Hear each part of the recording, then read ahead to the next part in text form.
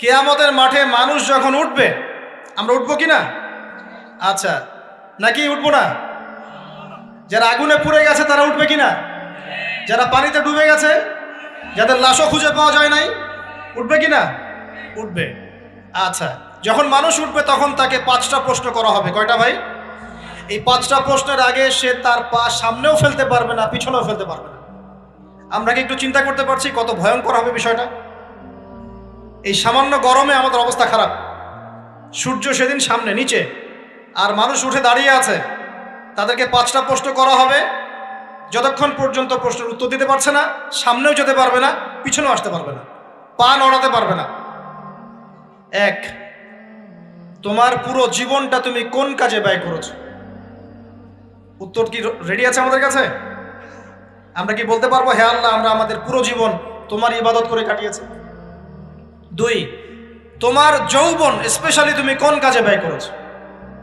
তোমার যৌবন তুমি স্পেশালি কোন কাজে ব্যয় করেছো? যুবকরা কি উত্তর দেওয়ার জন্য প্রস্তুত আছে যে আমাদের যৌবন আমরা আল্লাহর পথে কাটিয়েছি? সবাই কি বলতে পারবো?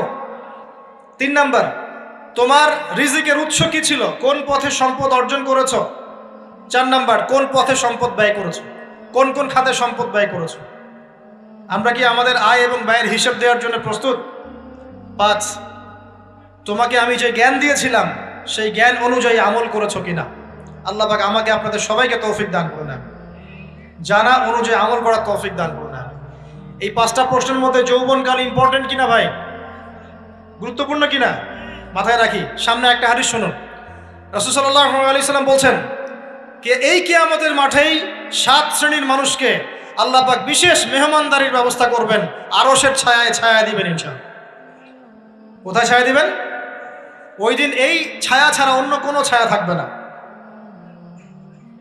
নবী সাল্লাল্লাহু আলাইহি ওয়াসাল্লাম বলছেন তার মধ্যে প্রথম শ্রেণী হচ্ছে ইমামুন আদিল, ন্যায়পরায়ণ শাসক। ন্যায়পরায়ণ, আচ্ছা, ন্যায়পরায়ণ শাসকের একটা এক্সাম্পল দেই। মক্কার জাহেলি যুগে সাহাবীরা ঈমান নিয়ে এসেছেন, বাস তাদের উপর নির্মম নির্যাতন শুরু হয়ে গেছে, আবু জেহেল, আবু লাহাব, উতবা, শায়বা। তখন সাহাবীরা আল্লাহ রাসূলের কাছে এসে বলছেন, ইয়া রাসূলুল্লাহ, আপনি একটু বদদোয়া করেন, তাদের উপর বদদোয়া করেন, আমরা তো আর পারছি না। নবী সাল্লাল্লাহু আলাইহি ওয়াসাল্লাম বললেন, তোমরা মক্কা থেকে হিজরত করে হাবাসায় চলে যাও। কোথায়? হাবাসা। হাবাসা মানে হচ্ছে আবিসিনিয়া। আবিসিনিয়া মানে এখনকার ইথিওপিয়া, ইরিত্রিয়া। নাম শুনেছেন কি? বিশেষ কোচিং তো করছেন অনেকে। আফ্রিকা মহাদেশের একটা ছোট্ট দেশ ইরিত্রিয়া, ওখানে চলে যাও।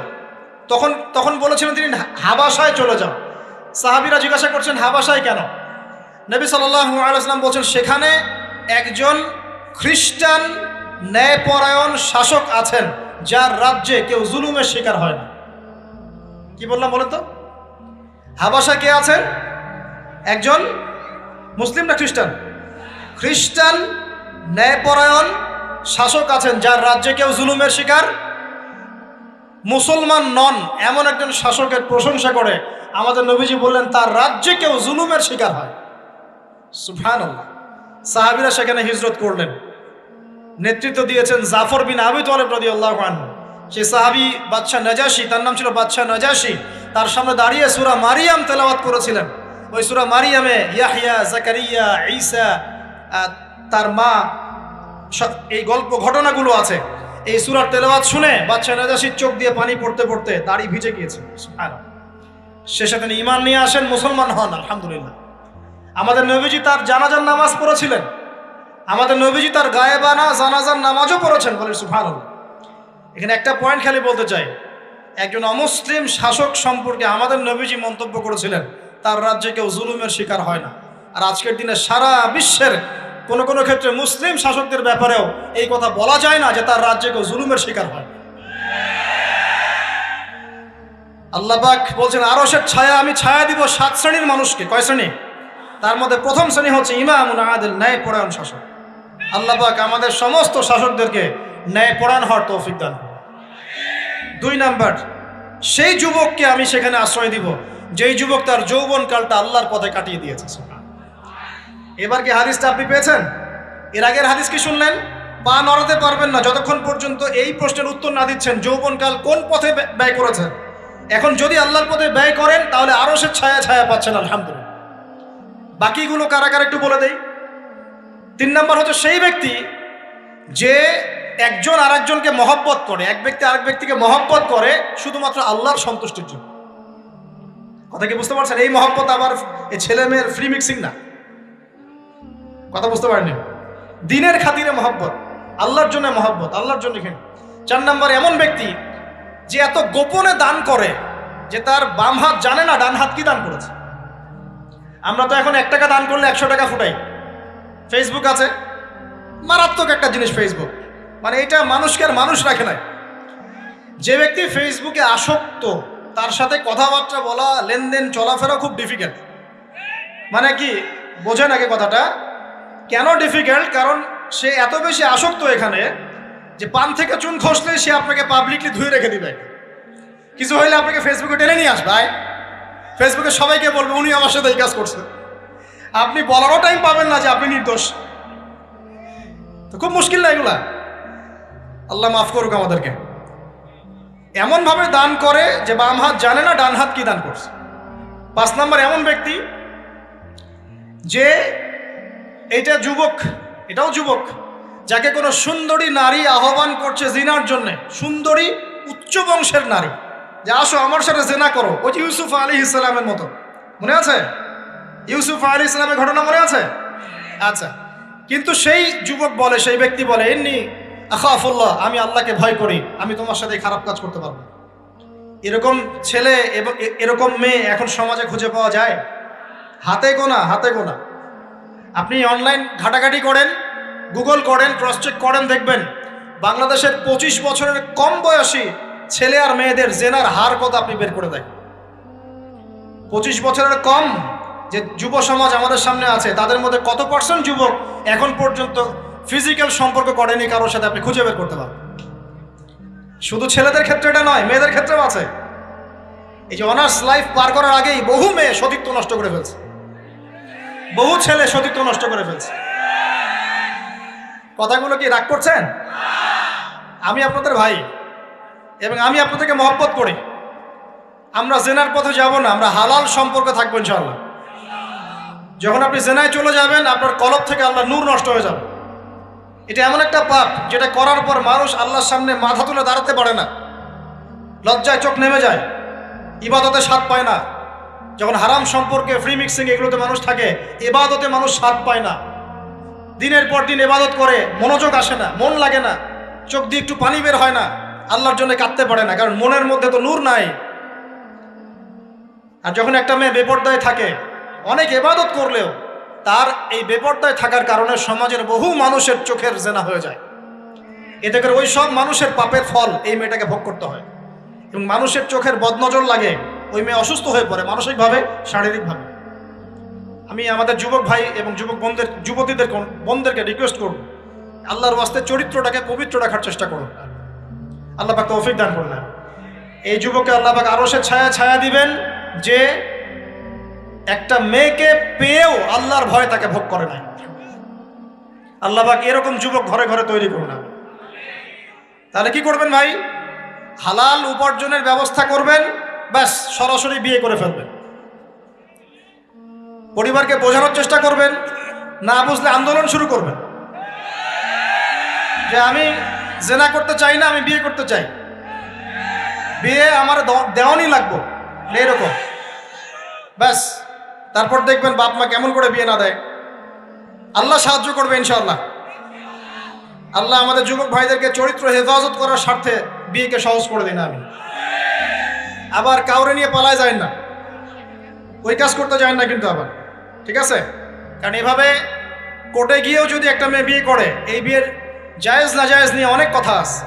অতএব এইসব ঝুঁকির মধ্যে যাবেন না, বাসায় বোঝানোর চেষ্টা করবেন। আর এক শ্রেণীর ব্যক্তি আছে যাদেরকে আল্লাহ পাক আরশের ছায়া ছায়া দিবেন। তারা কারা? যারা গোপনে আল্লাহকে স্মরণ করে কাঁদতে পারে। বলি সুবহানাল্লাহ। এখন এই দুটো হাদিসের মধ্যে যুবকদের অবস্থান কি পেয়েছেন? আচ্ছা, আরেকটা শোনাই এবার। নবী সাল্লাল্লাহু আলাইহি ওয়াসাল্লাম বলেছেন, 5টা জিনিস আসার আগেই 5টা বিষয়কে মূল্যায়ন করো। 1, তোমার বার্ধক্য আসার আগেই তোমার যৌবনকে মূল্যায়ন করো। যৌবনের গুরুত্ব পেলেন তো এবার? তোমার মৌত আসার আগেই তোমার জীবনকে মূল্যায়ন করো। অসচ্ছলতা আসার আগেই সচ্ছলতাকে মূল্যায়ন করো, অসুস্থতা আসার আগেই সুস্থতাকে মূল্যায়ন করো। এবং এই যে কথাটা বললাম যে তোমার বার্ধক্য আসার আগেই যৌবনকালটাকে মূল্যায়ন করো। এই হাদিসগুলোর মধ্যে আমরা সংক্ষিপ্ত পরিসরে যৌবনকালের গুরুত্ব পাচ্ছি কিনা ভাই? এখন এই যৌবনকালটা আমাদের কাটানো উচিত আল্লাহ পাকের ইবাদতের মধ্য দিয়ে। এই যৌবনকালটা আমাদের কাটানো উচিত কয়েকটা বিষয়ের মধ্য দিয়ে। তার মধ্যে আমি 10টা পয়েন্ট আপনাকে বলবো। কয়টা ভাই? 10টা। এক, এই যৌবনকালে সবার আগে আমাদের কর্তব্য হচ্ছে দ্বীনের ইলম অর্জন করা। কি করা ভাই?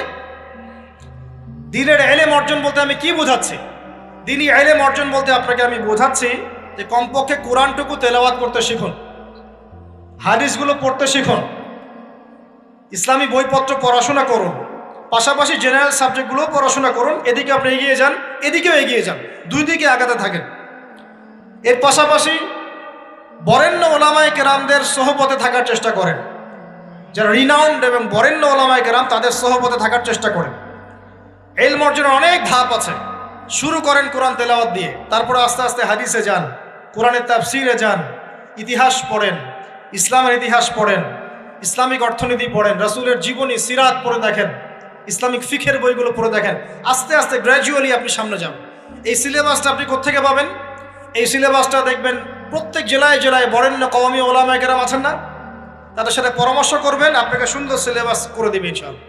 এইভাবে আপনি পড়াশোনা করবেন এবং ওস্তাদের সাথে থেকে পড়াশোনা করবেন। একা একা সব কিছু করা যায়? একা একা সব কিছু করা যায় না।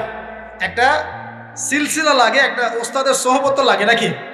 একা একা কি কোরআন সুন্নাহ সব বুঝে ফেলতে পারবেন আপনি? তাই মনে হয়? কখনোই না। অতএব বরেণ্য আলেমদের সোহবতও লাগবে, আবার আপনার চেষ্টাও লাগবে। আল্লাহ পাক তৌফিক দান করুন। এই যৌবনকালের প্রথম কাজ কি ভাই? ইলম অর্জন করা। 2 নাম্বার, এই যৌবনকালে আমরা যে পরিমাণ ফিজিক্যালি ফিট থাকি, শরীরে শক্তি থাকে, উদ্যম থাকে, আমাদের বয়সটা 40-50 হয়ে গেলে সেটা থাকবে না। থাকবে? অতএব এই যৌবনকালে বেশি বেশি ইবাদত করতে থাকেন। আল্লাহ পাক তৌফিক দান। এই যৌবনকালে 5 ওয়াক্ত নামাজ তো পড়বেনই, এর পাশাপাশি নফল নামাজগুলো পড়ার চেষ্টা করুন। এর পাশাপাশি আপনি চেষ্টা করবেন তাহাজ্জুদের ওয়াক্তে একটু নামাজ পড়ার জন্য, কমপক্ষে 2 রাকাত, কমপক্ষে 2 রাকাত, অ্যাটলিস্ট 2 রাকাত নামাজ তাহাজ্জুদের সময় পড়ার চেষ্টা করি। আল্লাহ আমাকে তৌফিক দেখ, আপনাদের সবাইকে তৌফিক দান। ওই সময় আপনি যে দোয়াই করবেন আল্লাহর কাছে কবুল হবে ইনশাআল্লাহ। যে দোয়াই করবেন আল্লাহ কবুল করবেন ইনশাআল্লাহ। যদি আপনার রিজিকটা কি হয়? হালাল হয়। হারাম রিজিক দিয়ে ইবাদত কবুল হয়? হারাম রিজিকের দোয়া কবুল হয়? কবুল হয় না। 3 নাম্বার, এই যৌবনকালে আমরা রাসূলের সুন্নতের উপর বেশি আমল করবো ইনশাআল্লাহ। করা যাবে ইনশাআল্লাহ? তাহলে নিয়াত করতে পারি যে ইনশাআল্লাহ চেহারাগুলো পরিবর্তন হবে। চেহারা পরিবর্তন মানে কি? হ্যাঁ, রাখা যাবে না? এখনো গজায় নাই। প্রত্যেক সপ্তাহে আপনাকে নবীর সুন্নতের উপর এরকম করে কুরবানি এবং জবাই করতে কে বলেছে? নবী সাল্লাল্লাহু আলাইহি ওয়াসাল্লামের সুন্নতকে জবাই করাটা কি ভালো কাজ? হ্যাঁ বলেন তো। আমরা তো এমন অনেক নাপিত ভাইদেরকে চিনি যারা এই ধরনের বক্তব্যগুলো শুনে আলহামদুলিল্লাহ জীবন পরিবর্তন করেছেন। তার দোকানে লিখে দিয়েছেন এখানে চুল কাটা হয়, দাড়ি শেভ করা হয় না। খুশি হন নাই? মুসলিমদের কথা বলছি, অমুসলিমদেরকে নিয়ে আমাদের চিন্তা নাই তো? চিন্তা আছে? একটা কথা মনে রাখবেন, একটু কথাটা মনের কান দিয়ে শোনেন। দাড়ি হচ্ছে একমাত্র ভিজিবল সুন্নত। দাড়ি হচ্ছে একমাত্র ভিজিবল সুন্নত। ভিজিবল মানে কি? যা দেখা যায়। দাড়ি একমাত্র ভিজিবল সুন্নত, দৃশ্যমান সুন্নত, যেটা নিয়ে আপনি আমি কবরে যাবো ইনশাআল্লাহ।